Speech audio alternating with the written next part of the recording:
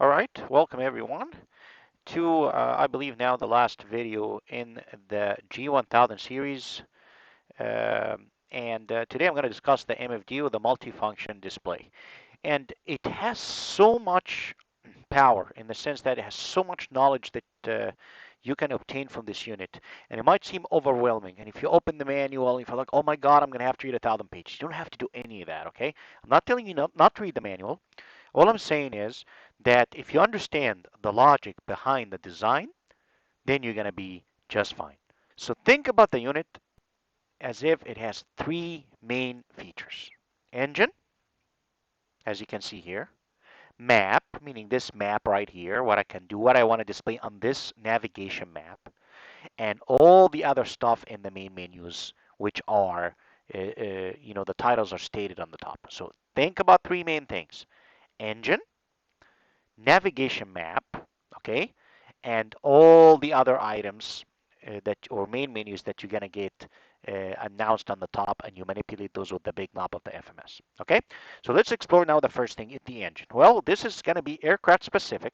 Okay, so if I press engine, you're gonna see I have engine, I have lean, assist, I have system, and it's self-explanatory. Nothing fancy at all. You get a bunch of new buttons that appear on the bottom related to the specific feature. So for example, if I click on lean, you'll see here there's cylinder select and the lean assist. It's on the bottom. You click system, you see now that you can decrease the fuel, increase the fuel, etc.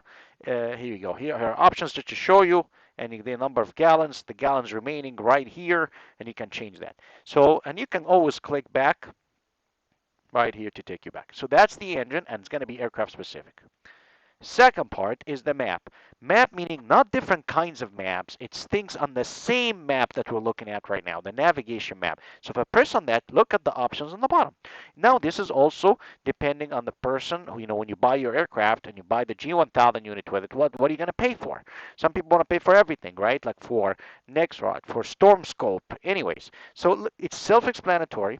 You can see, for example, here you go. Topo, like topography, right? You can see terrain if you want, based on your current altitude. You can show the airways on, low or high. See different options in that button, right? And look, storm scope, if I have a storm scope installed on the vertical stabilizer on the tail. Next rod, if I'm getting a weather data subscription, XM Lightning service or subscription, etc. So this is related to the map. Profile, it shows you a profile view of the flight based on your altitude, etc. Okay? Or traffic, for example. Okay, if you want to see traffic on the map while you're flying, you don't want to see traffic. Back. That's it. So that's part one, engine. Part two is the map that you're looking at. And part three is the main menus that you see on the top, and they have sub-menus. That's it. If you get that logic, you're going to be fine. How do I navigate part three? Those big menus and those sub-menus. Think about it this way. Look at the FMS knob on the right. There's a big knob and a small knob. The big knob is going to move you between those big menus. And let's go ahead and go through them real quick. First one is called, here we go, map in general. Just map, right? The second one is called waypoint. The third one is called auxiliary. It's not called trip planning, it's called auxiliary. Trip planning is a submenu. I'll show you in just a second. Next one is called flight plan. The next one is called nearest. And that's it.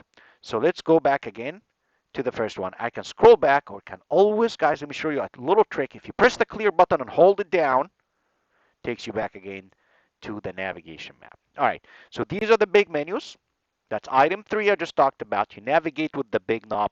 And now in each menu, big menu, there are sub-menus, and you navigate to those with the small knob. Look at this now. I'm going to now rotate the small knob clockwise. Here you go. Next map is called traffic map. Very nice. Okay. And then there is a storm scope. Then weather data link. Then terrain proximity. Okay. See that? I'm navigating inside the first big menu, which is map, to find all these different kind of options. And remember, a little fancy trick that's going to make your life easy. Let's go now. I'm going into the traffic map, which is the sub item of the main menu, which is map. I now can press on menu, and I'll see options that are going to appear related to that traffic map. Or you know what? Forget about this because this is like no need to actually know this because anytime you go to a submenu and you have specific options related to the submenu, they will appear on the bottom. Look at that. You can standby, operate, alt mode, and all these different options would appear on the bottom. Okay, so look, this operate mode, test mode, below, above, unrestricted. All the stuff you can get from the bottom. There you go, alt mode and all that stuff. So always remember, whenever you go to a sub menu, you're gonna have options that are gonna appear on the bottom specific to that submenu. Let's go to the next item in under map using the small knob, map storm scope, and you can get options on the bottom that are related to this. And you go to the next one, weather data link, and again, look at this, options on the bottom related to that weather data link. And if you go with the small knob again, terrain proximity, right? And look, there's an option on the bottom related to this. You want to see arc, you want to see 360. So it's very self-explanatory. And look now, as I'm rotating the small knob, it shows you those sub-menus on the bottom right. Navigation map, traffic map, storm scope, weather data, and now the highlighted blue one is the terrain proximity. That's the one I'm on. Want to go back again? Press clear, hold it down. Done. So now we're done with the first big menu, which is map. And we've seen what are the sub menus, what's inside those, that map menu, those sub options that we've seen. And all the options related, any specific options related to the sub menus appear on the bottom. Next item, big knob, we go to the right. Here we go, waypoint. And look, under waypoint, we have a bunch of sub menus. Look, I have airport information. Next item, intersection information. I'm going to do it with a small knob. Next item, NDB information. Next item with the small knob, VOR information. Next item is user waypoint information. Okay, and what do I do with this? Sure, let's have an example. Here's airport information, and just like I told you, the little trick. Once you have a specific submenu, you get specific options related to that submenu on the bottom. And here we go. Since I'm in airport information, I have info about the airport. I have departure about the listed airport. I have the stars or arrivals, I have approach, and I have weather. If I'm getting the METAR or weather or the TAFs from some, device that, can just get the data from with a subscription or so forth. Okay, how do I go inside here? Just press, want the cursor to appear, you press the FMS knob. Here we go. Look at this, and I can use now the big knob to navigate between the different items.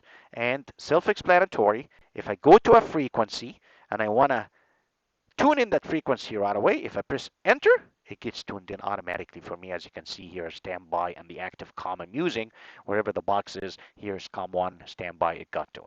All right, very good. So now this is how I navigate with the big knob. And once I press for the cursor, okay, and you can go inside these items. Look, it's going to show you the different runways with a small knob, and then I will press the FMS button again, and now it's not flashing anymore. Okay, let's go to the next one using the small knob. Here we go, intersection or waypoint intersection information. Okay, I don't have any specific options to this at all. But what is it giving me? It's giving me the nearest VOR. Okay, here's that intersection name. Here's the information about where it's located, right? And there's the nearest VOR. It gives you the radial and the distance from that specific intersection. If I want to look up information at any intersection, press the FMS knob, it goes in, and I can put in any intersection that I'm interested in. All right, so let's put one in just real quick just to take a look. Let's put, for example, Goofy. And there it is. And you get Goofy, and it gives you the information about Goofy.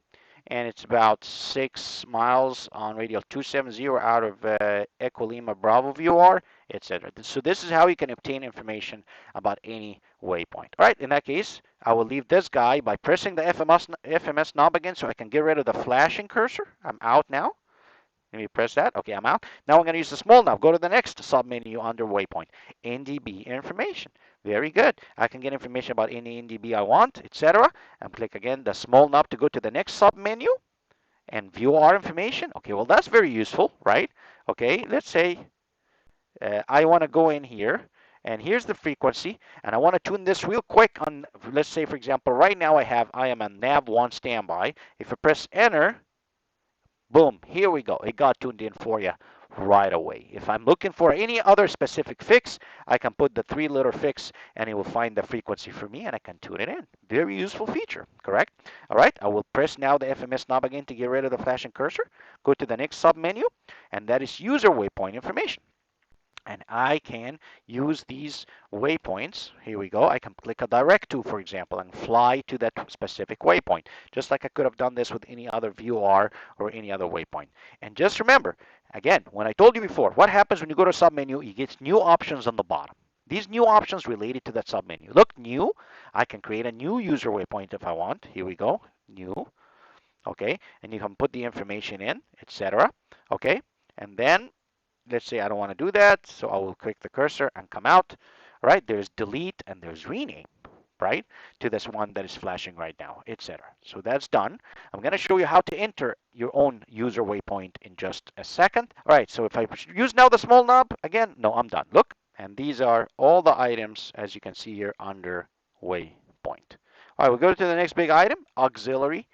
Auxiliary, okay, and under auxiliary, there's a bunch of them. There's trip planning, there's utility, GPS status, system setup, XM information, if you have that, system status, okay? So if we look at the trip planning is also a very useful feature if you're not a not on into electronic flight bags, that's fine. How do I go inside here? Look, I got options now that appeared on the bottom. There's auto, there's manual, there's flight plan, and there's waypoints. What does that mean? All right, let's take a look at this. Let's say I press flight plan. Look, the cursor appeared. Can I make it appear in a different way? Yes, I can make it appear in a different way with pressing the FMS knob. Same thing. Now, if I have a bunch of flight plans stored, let's say I have a flight plan stored in position 1. Here we go. That flight plan is from an airport Lima Hotel Tango Lima to Lima Zulu Tango Tango. And it's giving me now information under leg. It says cumulative, which means showing me all the information, okay? And it shows you, for example, fuel status, etc. Or you can actually, instead of cumulative, you can say, no, I'm interested in leg by leg in the flight plan. So it's showing you leg by leg, what is the direct track, distance, estimated time en route, etc. on the bottom. So also, I can use waypoints, meaning if suddenly I'm thinking about changing something in my flight plan, I can put 2 different waypoints. Let's put, for example, the Seal Beach VR. Okay, here we go. Enter. Here you go. This is the one, and I put, for example, the LAX VR, and I'm interested in getting information between these 2 waypoints. Enter. And look, it shows me the distance is on the bottom left, the trip status 20.9 nautical miles. And it says, for example, the direct track is 282, fuel status, all different kinds of information if I want to obtain information during the flight. Okay, cool. That's enough for this one. You can explore on your own. Let's go to the next submenu. Utility. What did that mean? Okay, well, you have timers, you have trip statistics, you have things like that. I encourage you to use the FMS knob and explore that and on your own, but you understand the logic behind the design. So let's go now to the next submenu, GPS status. Very important, especially if you have a non-ISBAS unit, non-ISBAS or non-WAS, okay? It's satellite-based augmentation system, wide area augmentation systems. In that case, because you have to compute the RAIM yourself, right? Which is the receiver autonomous integrity monitoring in order to be able to execute an RNAV approach, right? To make sure that you can receive a proper signal that has been, checked for integrity. So let's say, for example, I want to check now. I'm going to an airport. I have a non-ISBAS unit, non-WAS, and I want to check. They have a very older model. I want to check KLAX. Am I going to receive? I'm planning on shooting an RNAV approach there. Here we go, and enter. And you can say the time you're planning on being there or the date, and say to enter for compute RAIM, and it says RAIM available. I'm good to go. All right, so I can shoot that RNAV approach safely. Very good. Again, with all the modern units right now that have ISBAS and WAS, you're not going to have to worry about that. Let's go to the next submenu. Okay, system setup. These are different options that you can control. Voice option. I want to get airspace alerts at a certain, altitude buffer. I can turn on these and off these options so I can get those annunciations, on warnings, temperature, units, etc. I encourage you to go in. Also, one important thing here, it's that channel spacing on the right, as you can see here, 25 kilohertz or 8.33. It depends. For example, right now in Europe, it's all 8.33, etc. So again, it's very important to check this and try to explore on your own since you know the logic behind the design. Let's go to the next submenu. Here you go, XM information. Okay, what is available, etc. Let's go to the next submenu, and that is the system status. And you can go in with the cursor again, and you can check all the items. You can scroll down to make sure what is working and what is not working. Very good.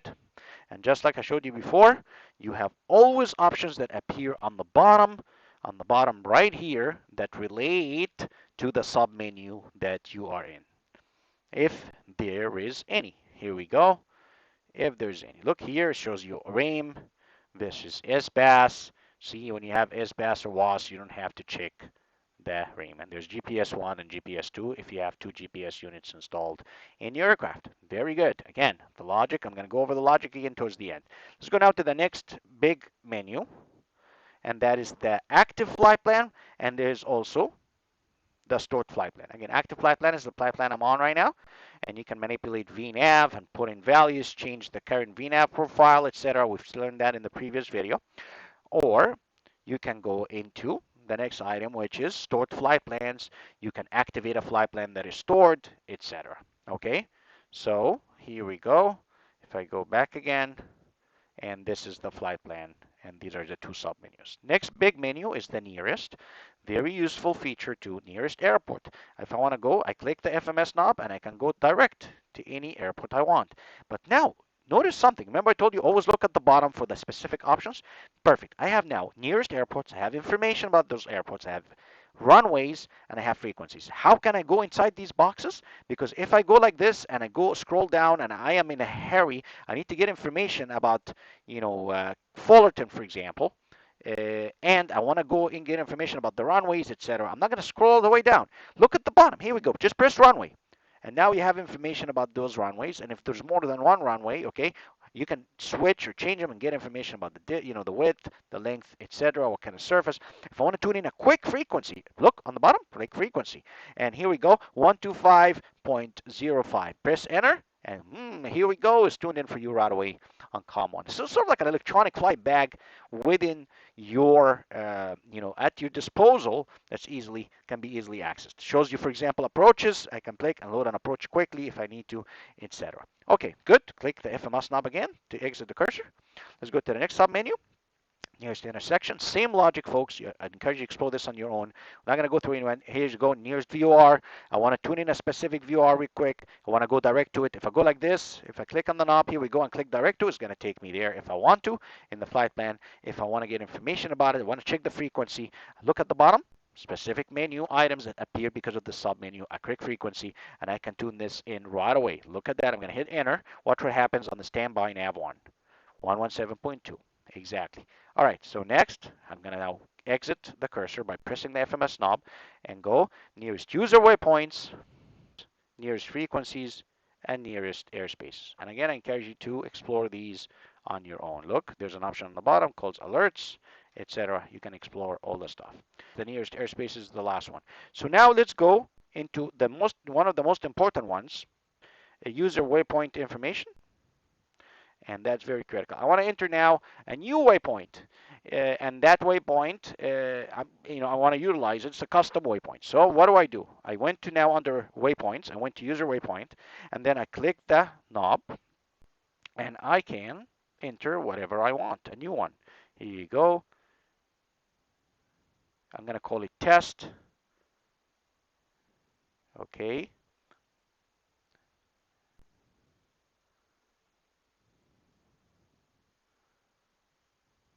And enter. Yes, says, are you sure you want to create this new user waypoint? Yes, I do. And in that case, I can come in, I can enter actual coordinates if I want to, or I can use my current position if I want to, okay? As you can see here, and I can enter like a latitude and a longitude, and with that I can actually store the waypoint. And look, the waypoint is stored on the bottom. It says user waypoints called test right there, and it gives you a radial and a bearing from the nearest VR station. Okay, so that's very important to know.